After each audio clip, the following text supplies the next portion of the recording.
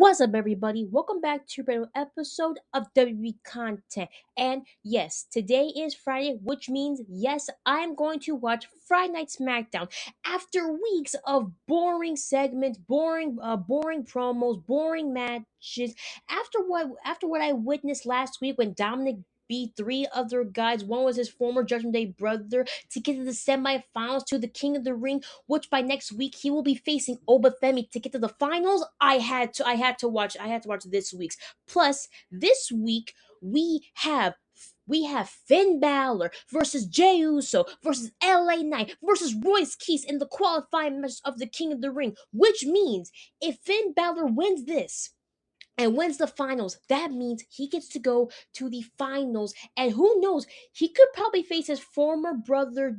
He could face his former Judgment Day brother, and he could win King of the Ring. But not only he wins King of the Ring, but he goes to SummerSlam and challenges Cody or Roman for the WWE title. This has been a long time coming. For all my Finn Balor fans out there, if anybody remembers that one SummerSlam where they had the Universal title, Finn Balor, Seth Rollins, put on the show that could have been probably the match of the century. He had to vacate that title 22 hours later because of a shoulder injury. Even though he won and he busted his ass to get that title, his shoulder was too much. He had to have surgery, so he had to vacate the title. It took 10 years. 10 years, I think, for him to get to where he is today.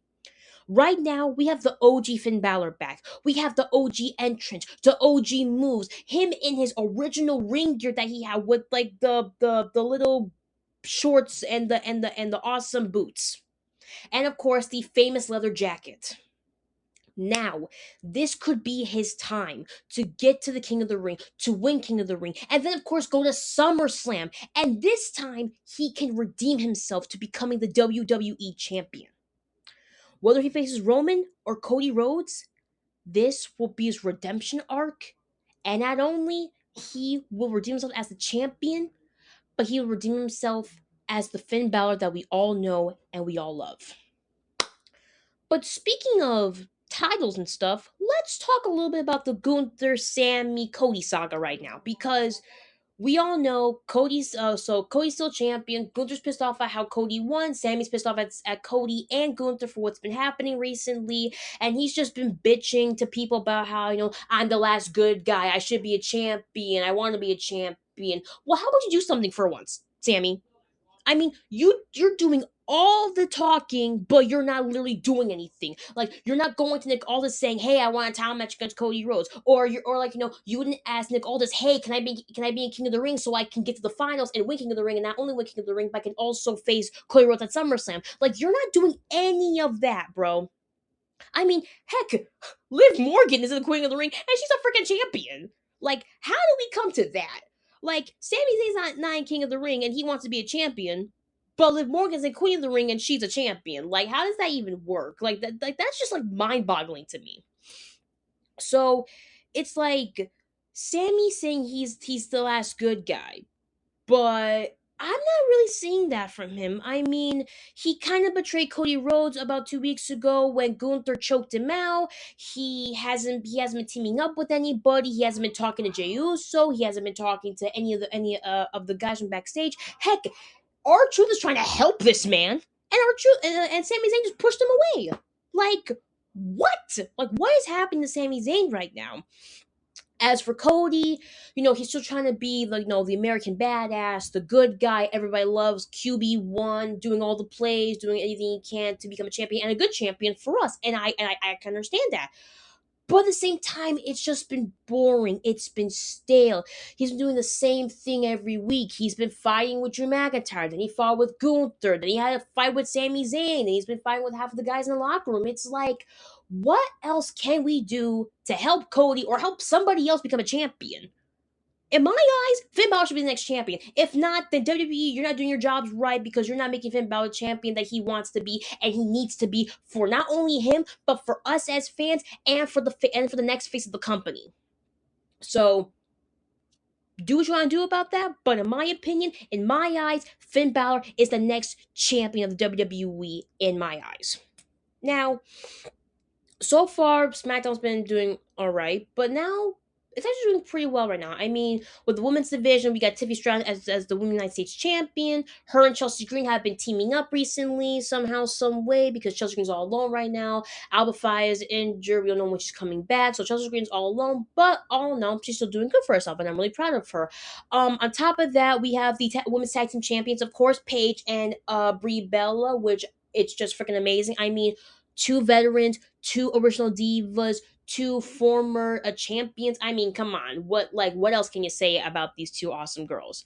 But I'm having a little trouble with the whole Nikki Bella situation because I get it, out an injury, surgery. I understand that, but at the same time, I just don't know what's gonna happen though with Nikki Bella when she comes back. Like, is she gonna team up with Bella again? Are we gonna have the Bella twins? Are her and Pedro gonna be okay? Is she gonna be a heel when she comes back, or is she gonna be a good guy when she comes back? Either way, I mean, there's still a big question hanging over Nikki Bella. Like, is she coming back as a good guy or as a bad guy? Is she gonna team up with her sister again, or is she not? Is she going to be tag team champion with her sister, or is she not? Either way, that's still a big question we have not gotten the answer to. We might find out by either SummerSlam or maybe coming up by Saturday main event, or of course of Sunday night main event that's going to happen in Madison Square Garden, which I think is crazy to me, but all in all, it's still going to be fun. Now, the women's division is doing so far so good, I think, with the tag team champions, the new women's United States champion, and of course the new women's Intercontinental champion, Sol Ruka, who pulverized Becky Lynch. I mean, props to you, girl. I was a little bit skeptical on you being on the main roster, but you've proven yourself. You've done an amazing job. You beat Becky Lynch for the title, and thank you for that. So far, it's looking pretty awesome. But for now, let's see. So Ruka faced Lyra Valkyria. She beat her. Good for her. But she says she's going to be a fighting champion. If she was going to be a fighting champion, then how about the WWE does a women's Intercontinental Champion Open Challenge match? I mean, think about it. You have all these amazing girls from Raw, SmackDown, Triple AAA, NXT. That could be good for television, and of course, more TV time for the girls. I mean, think about it. You can have Soruka versus Ivy now, Soruka versus Zarya, her former best friend. You can do Soruka versus one of the girls from Los Toxicas. Soruka versus La Catalina. Like, the possibilities are endless right now if they have a not US Open Challenge, sorry, a Women's Intercontinental Champion Open Challenge match. If they can do that for Soruka, that would give more airtime for the women in their matches, and of course give more media attention to the Women's Intercontinental Champion. I mean, that would be good for both levels. Good for ticket sales, good for viewership, and of course sponsorships. People, I mean, come on, man, it's gonna make them really good money. Now, speaking of course, title matches and whatnot. So far, right now, people who have won their titles at WrestleMania has not defended them. I mean, Trick Williams hasn't defended his U.S. title. Liv Morgan has not defended her women's world champion title. So far, the only people who have defended their titles is Cody Rhodes, Penta, Rhea Ripley, and that should be basically it. I mean, the division doesn't count because they defended them once and they haven't defended them since. And Logan Paul's injured and doesn't really count right now. So I'm not putting down on the defending side. I'm putting it more on the being stale as a champion side.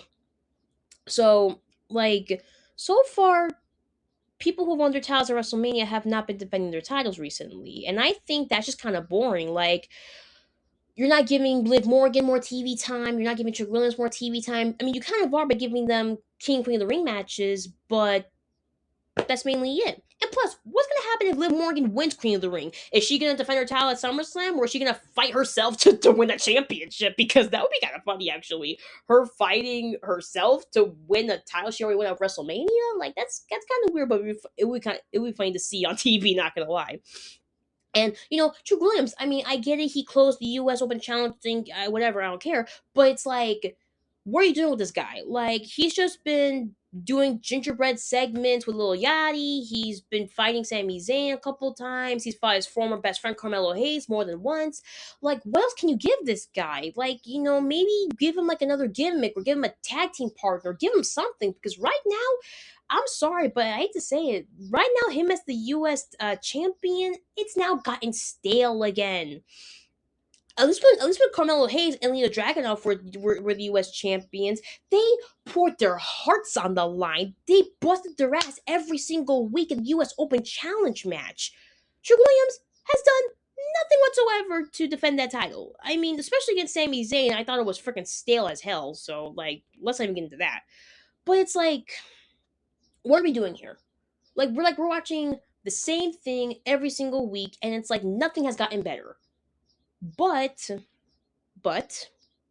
there's a silver lining to it. Actually, there's a silver lining to all of this because we still have great wrestlers. We got good storylines coming up. We have wrestlers coming in from different wrestling programs, and of course Triple AAA, who have been showing their face off to the world and showing what they can do. I mean, heck, at the second day of Noches de los Grandes, you saw Bailey, La Catalina, and Lola Vice take on Los Toxicas. For Bailey to go to Mexico and just wrestle like crazy, and she did freaking amazing, and the crowd was going wild. I'm like, yes, that's what the crowd should be. Wrestling crowd should be like, going crazy, loving the wrestler. The fans going crazy when they see them do a superhuman jump or a 360 spin or whatever. In AAA, those fans are diehard fans. And right now it's just been complete chaos. And honestly, I kind of like a little bit of chaos. So if chaos happens tonight on Friday Night SmackDown when we see Finn Balor win, I would love that. Not to mention the two guys who are in the match are LA Knight and Jey Uso. And we all know, guys, we all know that there's been beef between these two ever since the Usos and Jinder Mahal have been teaming up with Roman Reigns. But what still bugs me is that LA Knight is still coming after them, coming after the family, coming after the legacy of the Annuani family. It's like, shut up! Literally, nobody cares what you have to say about that family, okay? Because that family has been wrestling for so many years, from generation to generation, long before you even got to the WWE, bro. So stop playing with stop playing, man. Just stop playing. The fact that he not only he disrespects the Ulafala, he disrespects Roman's father, he disrespects Roman's uncle, he disrespects Jimmy and Jay's father, he disrespects High Chief Pierre Maivia, he disrespects all the cousins and the uncles who wrestled before them. Like, what is wrong with you? Like, I get it, you don't like them being with Roman, but that's family business. Like, how long do I have to keep repeating myself to you, LA Knight? This is a family business situation, okay? It's family, so if you're not part of the bloodline, then don't get involved with the bloodline drama, okay? I get it. You want them to be their own man. You want them to fight for towels. You want them to, like, not be in their cousin's shadow. Newsflash, dude, they were never in their cousin's shadow long before Roman was the tribal chief, okay? Like, for all my listeners out there, does nobody remember when the Usos debuted with Tamina and they were bad guys? They had the face paint, they did the warrior dance, they were dancing, having a good time with the wrestlers, they were wrestling almost every night, they made history in the tag team division, and that was long before the Usos teamed up with Roman in 2022 when they became the bloodline, bro. So don't say you wanna, like, protect them. No. Just leave them alone. Let them do what they gotta do. And do your own thing. Like, heck, you keep saying how you want to fight Roman at SummerSlam when you were King of the Ring. You know what? Do that. Or, better yet, qualify for Money in the Bank and qualify for Money in the Bank ladder match where you can get the Money in the Bank briefcase, cash in on Roman, and beat him. Or, wait, no, better yet, go to SmackDown for once. Go to SmackDown and fight Cody for the title. I mean, You keep saying how you want to be a champion. You said that you keep saying that you weren't the chosen one, but the audience chose you. You know what? Prove me wrong. For once, LA Knight, prove me wrong. Go to either King of the Ring and win, or qualify for Money in the Bank and win. Cash in on Roman or Cody Rhodes. Become a champion. Like, that's literally, it's not rocket science, dude. It's literally not rocket science. Do what you gotta do, but for you. Not for Jimmy, not for Jay, not for Jacob, not for, the bloodline or whatever. Do it for you. Do it for yourself. Win for yourself. And you're good to go, man. You're good to go. And who knows? You as a champion, I could definitely see that. But like I said, you gotta win it for you. Not to prove Roman wrong, not to prove Cody wrong. No, do it for you. Actually, before, speaking of AAA, we have had some amazing matches. I mean, crazy Saturday nights. And on top of that, people are still talking about the mask versus mask match of a Grande Americano versus original Grande Americano. Like, it's people right now are calling it the match of the century. I mean, it was so electrifying. And me as a wrestling fan, I got to witness history that night. It was the coolest thing I actually ever saw. So right now, we have a couple of PLEs coming up for AAA. Then of course, Triple Mania in September. Friday night's gonna be held in Las Vegas, and then Sunday night's gonna be held in Mexico, where we're about to see Dominic Mysterio main event night 2 to defend the AAA Mega Championship. I mean, props to Dominic. I mean, not only he's in the semifinals for King of the Ring, but he's going to main event the second time in a row at Triple Mania for the AAA Mega Championship. Congrats, Dominic. You deserve it. Props to you for everything you've done the past few months. But for AAA, we have new champions. Of course, we have Rey Fenix as the cruiserweight champion for AAA. We have Vinkingo as the new Latin America. We have Vinkingo as the new Latin American champion. And of course, on the 20th of June, we will see Dom Mysterio live, where Rey Mysterio has a bit of a surprise for him in a way where it could be title match wise, it could be a regular match wise, or on top of that, it could be something to do with their storyline, since of course they're father and son, and Dominic's a bad guy, Rey's a good guy. We're gonna see how the storyline revives itself as they go on AAA, because not only Rey is the new general manager, of course, but that's now Dominic's new boss. So your new boss is your father, and you have to listen to everything your boss says because he's in charge of you and what you can do with the title. So that's going to be very exciting to see. But all in all, Friday's going to be good. Saturday's going to be electrifying. I can't wait to see these matches. And I'm excited to see who's going to win King and Queen of the Ring, because whoever wins, like I said, will get a title match at SummerSlam. 2-day event in Minneapolis, Minnesota. It's going to be epic.